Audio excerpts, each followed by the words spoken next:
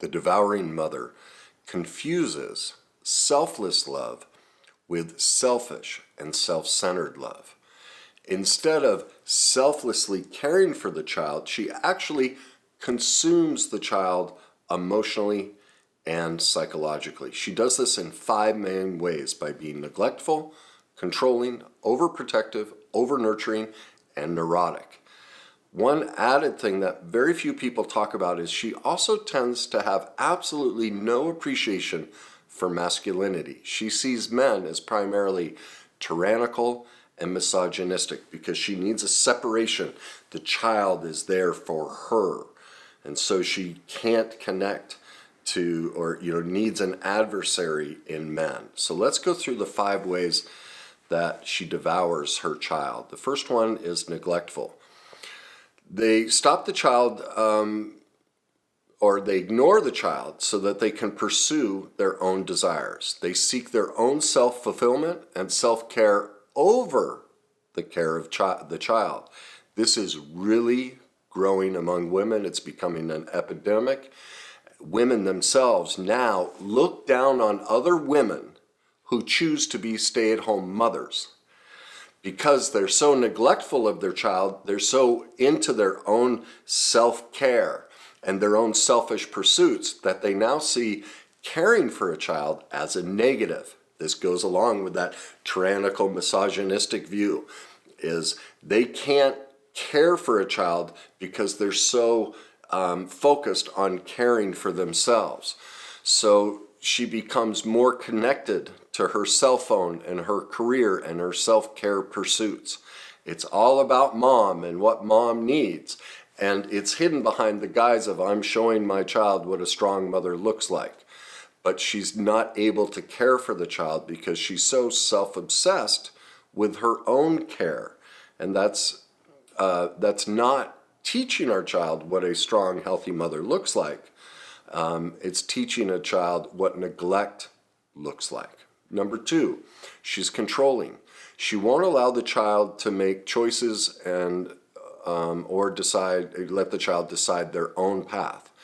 These type of women, this type of devouring mother tends to be very cold, argumentative, judgmental, demeaning, stubborn, and superior. They have to be right. They are basically doing everything they can to squash the child's will. This mother knows best. You'll hear that phrase from them. Your mom knows best, or it's a mother's intuition. They don't trust the child because ultimately they don't trust themselves. So they're sucking the emotional life out of the child, getting that control because they can't trust their own decisions. And so that's why they exercise so much power over the child. They feel so powerless inside themselves that they control those that are truly powerless. They make their child a prisoner for their own good, and hide behind, but I'm doing this for your own good. It's because I care. So they exert way too much influence on the child's thoughts, feelings, and behaviors. They're molding the child into their own self-image or their own beliefs, and that is not a mother's job.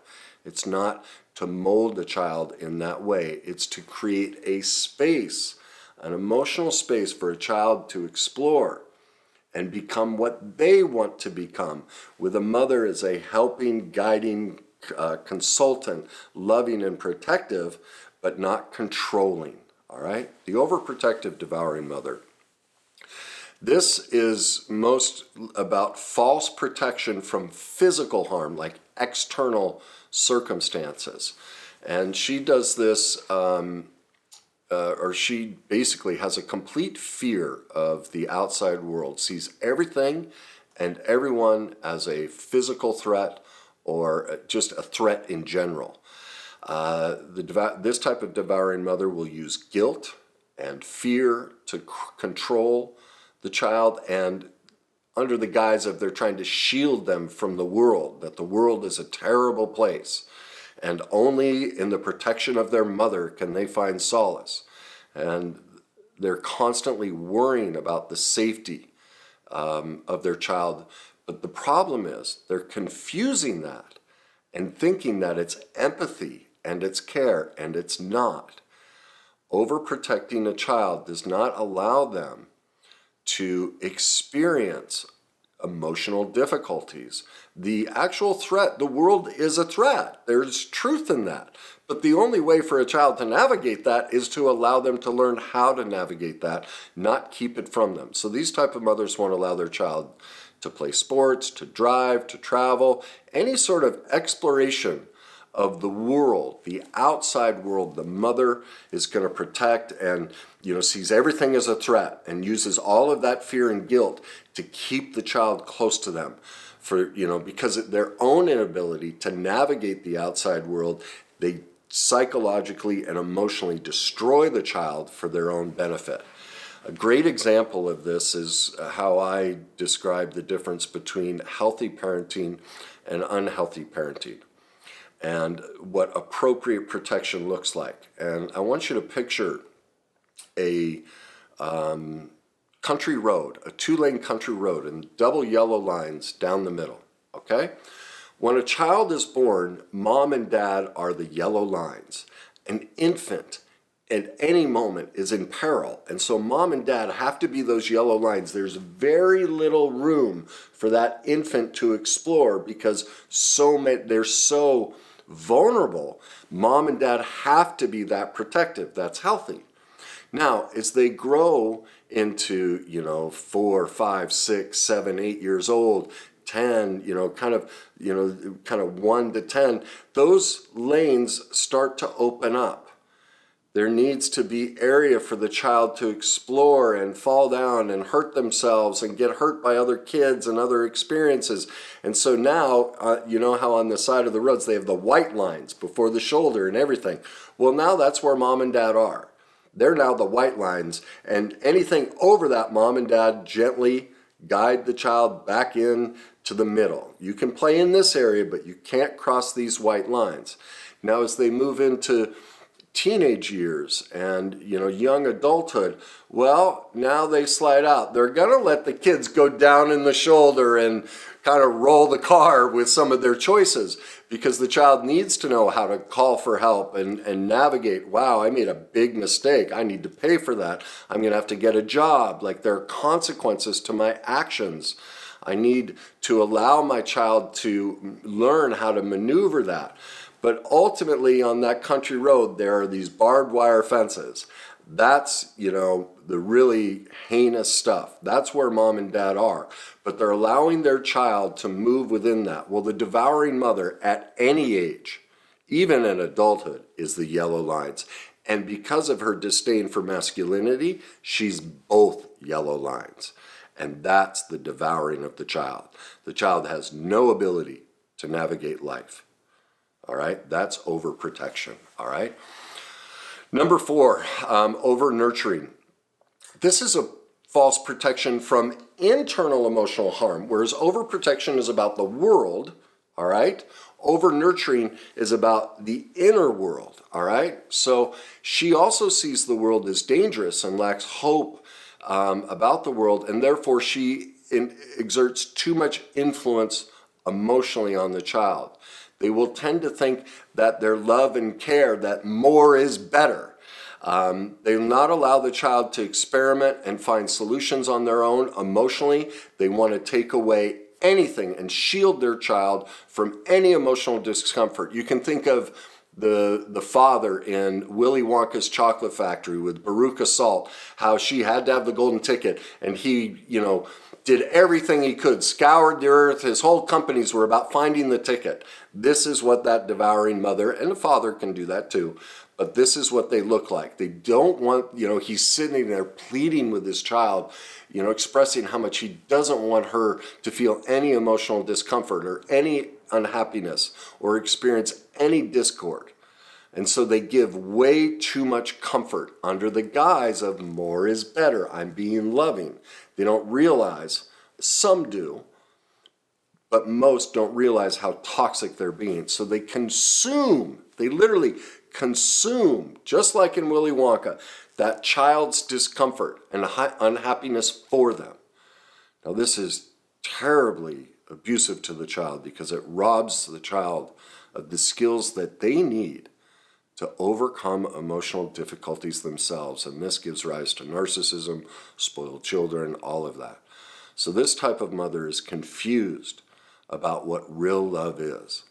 They actually lack healthy boundaries or the ability to separate. They are living, in all of these cases, the devouring mother is incapable of navigating their own emotional landscape and living their own life.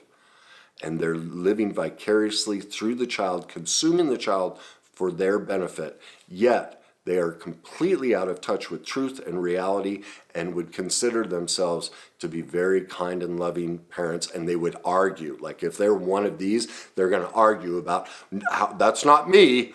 It's the right thing to do. You just have it wrong. You don't know what loving parent, they're convinced that their dysfunction is healthy.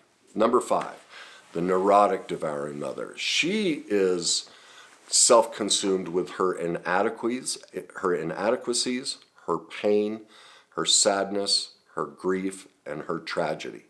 She can't moderate her emotions and refuses to work through her pain. So she will ruminate on all of her tragedies.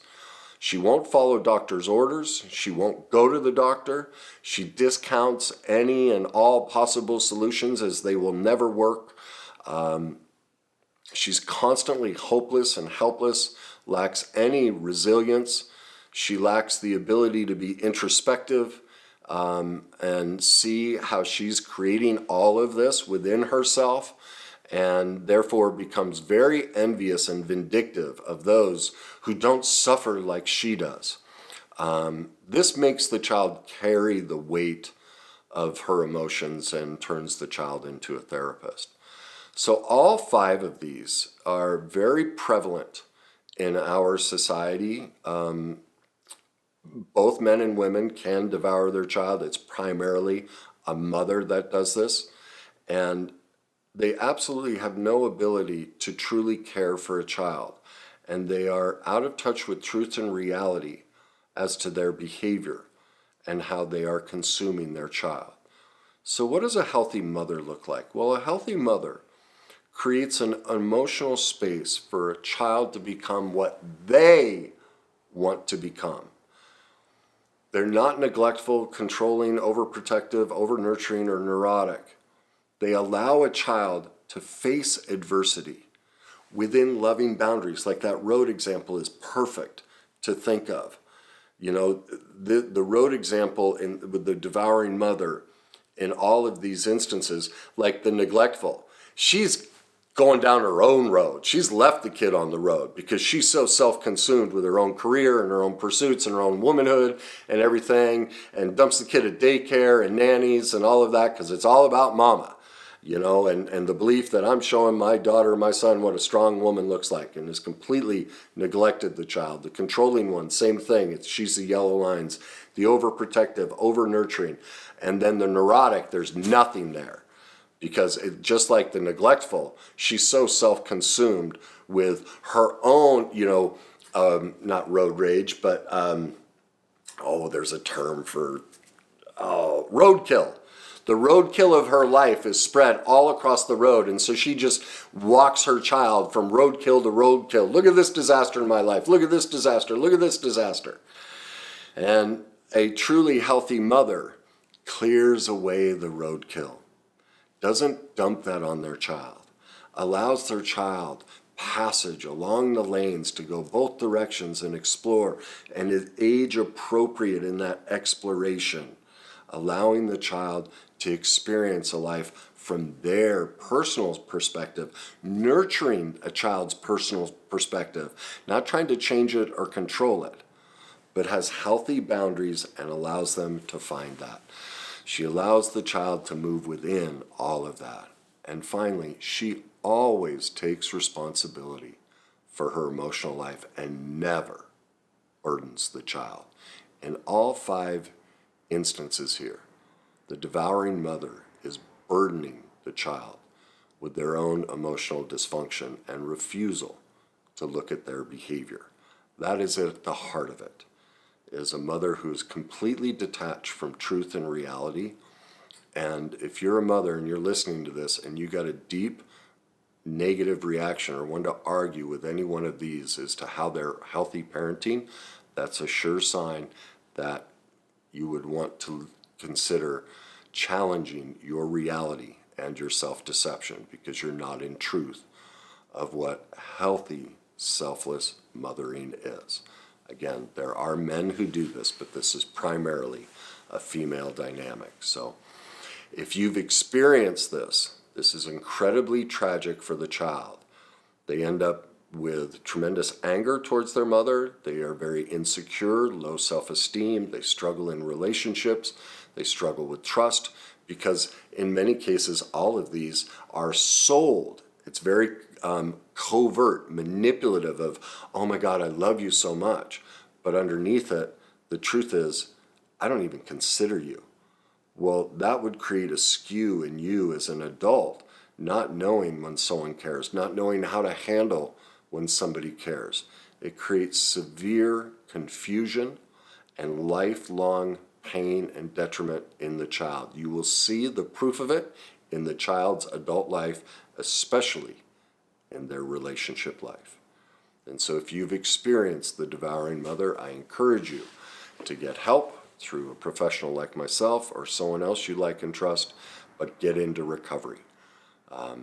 This is severe trauma and childhood abuse that you've experienced. So I hope that helps you understand a little bit more about the devouring mother.